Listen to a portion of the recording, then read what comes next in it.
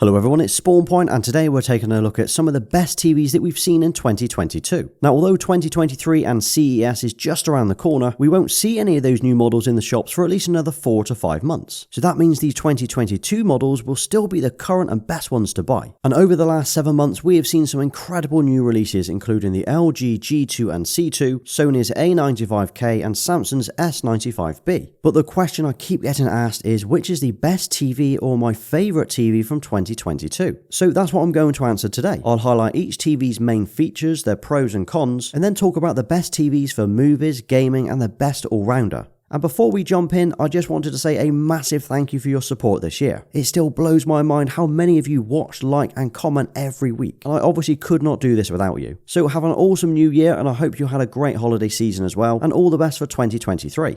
Right, let's start off with possibly the most hyped TV this year, and that's the Sony A95K with their first QD-OLED TV. It's a 4K screen that combines both OLED and quantum dot, giving us this incredible picture quality, brightness and contrast. It supports up to 1000 nits peak brightness, HDR10, HLG and Dolby Vision, as well as HDMI 2.1 for gaming, so that includes VRR, 120Hz and ALLM. Of course, as it's an OLED, we also get those incredible black levels and viewing angles as well. Now the model that I have here is the 65-inch version, but it's also available in 55 inches, although no other sizes are currently available. It also has a huge and heavy tabletop stand that can be placed either in front of or behind the TV.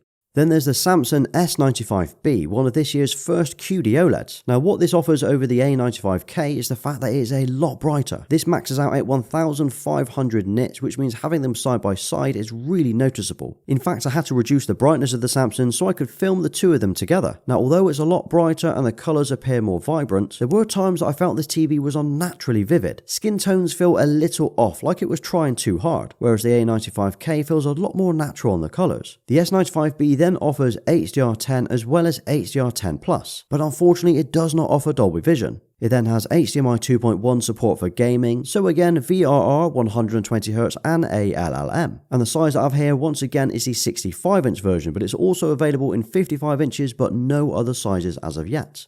Now every year LG brings out a new OLED that's a slight improvement on the previous model, maybe a new UI, a faster processor or increased brightness, but consistently they are great TVs that rarely disappoint. The LG C2 has 4K HDR, HDMI 2.1, VRR and ALLM, as well as support for Dolby Vision and a game optimizer mode. And this year we finally saw the addition of a 42-inch model, which will be popular for those desk setups. And although this is technically a TV, it can be used as a monitor for both gaming and productivity. Now unfortunately there are not any USB-C or Thunderbolt ports, so you will need to use HDMI instead. It also comes in at 48, 55, 65, 77 and 83 inches, so a huge selection of sizes to choose from.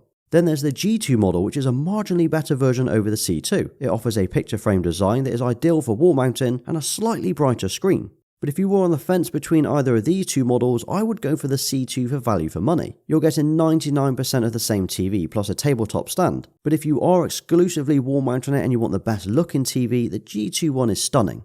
Well, when it comes to the picture quality on these, they will all blow you away with just how good they look. They are all bright with incredible clarity, viewing angles and colours, but as we are comparing them side by side, let's be honest here. For brightness, the A95K and the C2 and G2s are very similar. The Sony is slightly brighter but not by much. The Samsung though, this is on a whole different level. It is really bright and it makes the others look pretty dim by comparison. If you need the brightest OLED in your room and you've got a ton of natural light coming in or windows, this is the one to go for. Then there's the colours and the colour reproduction. For me, the Sony is without doubt the best out of the box.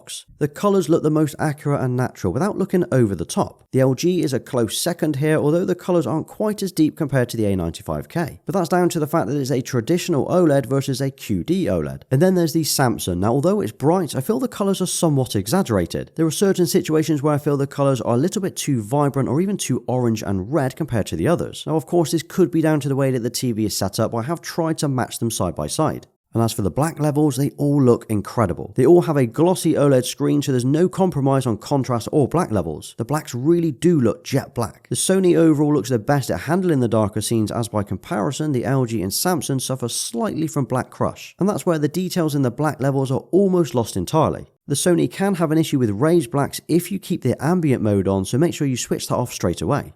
So we've talked about the brightness, colours and overall image quality, but how do they look for movies? Well, the LG G2, C2 and the Sony A95K have all got one thing in common, and that's HDR10 and Dolby Vision support. So any movie or series you watch that supports this looks really good. Everything is sharp, detailed and has incredible picture quality. Some would argue that Dolby Vision is the better format for Ultra HD content. The Samsung S95B on the other hand doesn't support Dolby Vision, but this isn't limited to just this TV, it's Samsung TVs in general. However, the S95B does support HDR10 as well as HDR10+, which isn't supported for the Sony and the LGs. But when it comes to watching movies in general, whether it's SDR or HDR, you cannot go wrong with any of these TVs. Combining the perfect black levels, the bright highlights and vivid colours, everything pops on screen. But watching an OLED in a dark room or at night shows just how awesome those inky black levels really are. And watching them side by side, the Samsung definitely looks a lot brighter again. But in terms of the overall picture quality, the A95K does look, in my opinion, that little bit better.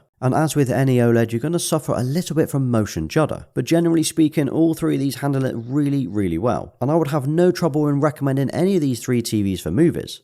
So gaming for me is a huge deciding factor in any TV, and that's because I alternate between my desk setup and my TV setup depending on the type of game that I'm playing. So anything story driven or even racing games, I'll often play on here, and it's probably no surprise that these OLEDs all look great for the PlayStation 5 and the Xbox Series X, from Spider-Man to Gran Turismo, Forza and Ratchet & Clank. And from an overall gaming point of view, you're going to get a very similar experience on each of these. They offer the same black levels, HDMI 2.1 support, near infinite contrast and brilliant motion handling, but there are a few features that set them apart from one another. So first we have the connectivity. Now they all offer HDMI 2.1 support for the PlayStation 5 and Xbox Series X. And that means they are all capable of 4K and 120Hz. Both the LG and Samsung have 4 HDMI 2.1 ports, which is awesome for hooking up multiple consoles and an AVR. The Sony though only has 2 ports and one of these are reserved for eARC. So if you were to plug in a soundbar for example, you would only be left with one HDMI 2.1 port. Of course, if you are using an AVR, you could run all of your devices through that instead. But for the majority of us, if you have a soundbar and 2 consoles, you will struggle with this TV. And then we've got the menus or the gaming UI, which are completely different on each. The LGs have this awesome overlay that shows us what frame rate the game is running at, whether VRR is enabled, and a few other settings as well. The Samsung offers a very similar experience with this menu overlay, and you can see things like the picture mode or response time settings. But the Sony on the other hand doesn't have any kind of gaming focused menu at all, so no FPS counter or overlay while gaming. I'm actually really surprised by this, but maybe it's something we'll see in their 2023 TVs instead.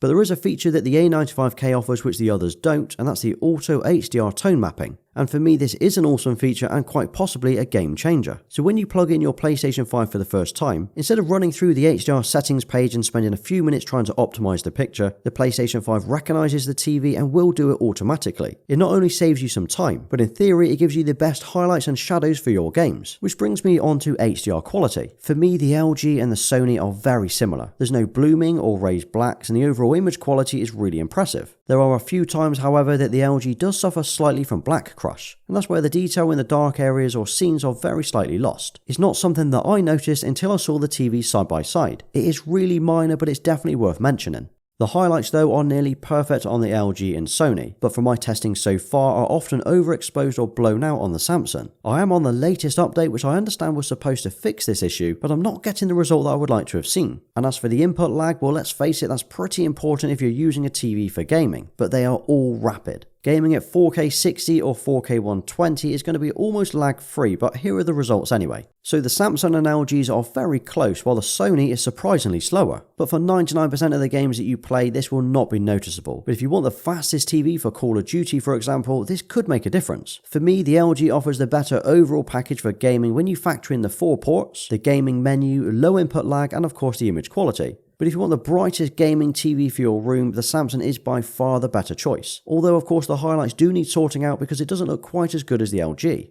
And as mentioned, they all have a glossy screen, so reflections could be a problem depending on if you have windows or lights in your room. The A95K and S95B do an incredible job of reducing those reflections, and that's down to the fact that both screens are incredibly dark with a really dark tint. Like here, I'm filming this during the day and you can just about make out the rest of the room behind me. But it's when you compare it to the LG OLED do you see the difference. Now don't get me wrong, the LG does a great job of reducing the reflections in the room, but in those dark scenes during the day you will struggle to see what's on the screen. And if you're placing the LG C2 or G2 near or opposite a window, just be warned it will act like a giant mirror.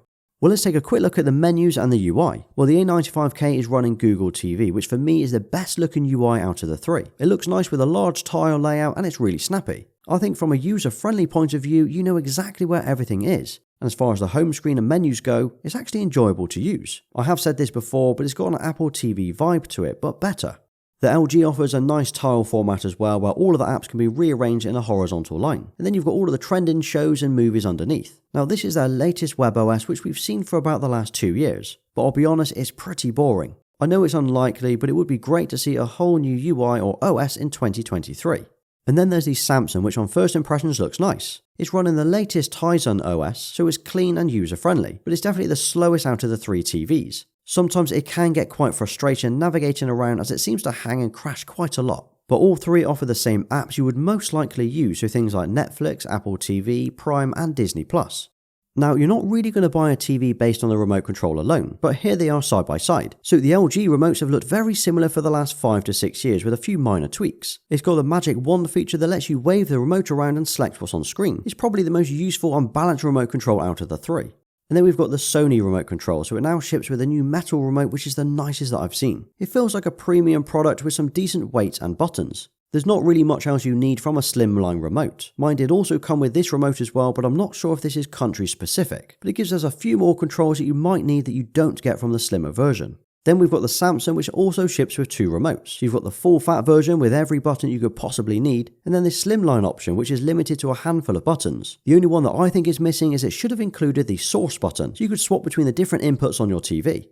Now, I've talked about almost every feature of these TVs, but I wanted to briefly mention the build quality and the overall design. Now, the LG C2 has an ultra-thin frame on the top and a virtually borderless bezels and a metal stand on the front. Everything feels solid and well made, plus it looks nice. The G2 is a little bit thicker overall, but it doesn't come with a stand, but this is designed to be wall mounted. The Sony then comes with a huge tabletop stand which is incredibly heavy, far heavier than it looks. And the same goes for the TV. That extra weight does make it feel like a premium product, as it doesn't feel flimsy or like it will break in your hands. And the stand that it sits on, well, you'll either love or hate this, as it is designed to lean back quite a lot, and you'll also need a TV unit that's large enough to take the full width of the stand.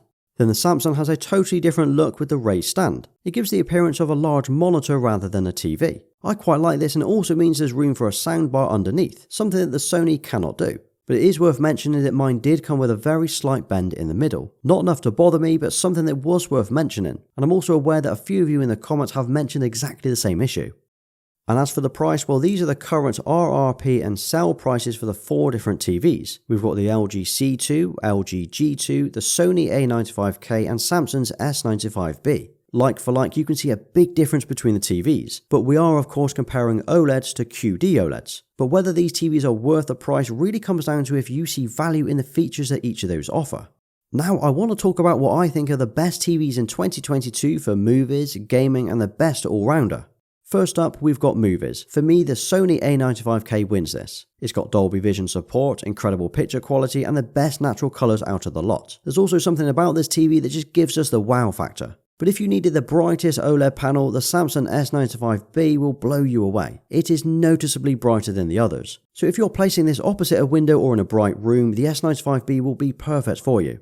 And then there's gaming. Factoring in the gaming menu, available HDMI ports, input lag and picture quality, the LG C2 and G2 wins hands down for me. They are the better choices for anyone who wants a TV with the purpose of gaming on it. And then of course if you needed an OLED that was 42 inches or 48 or 77 or 83, you will only be able to go for the C2.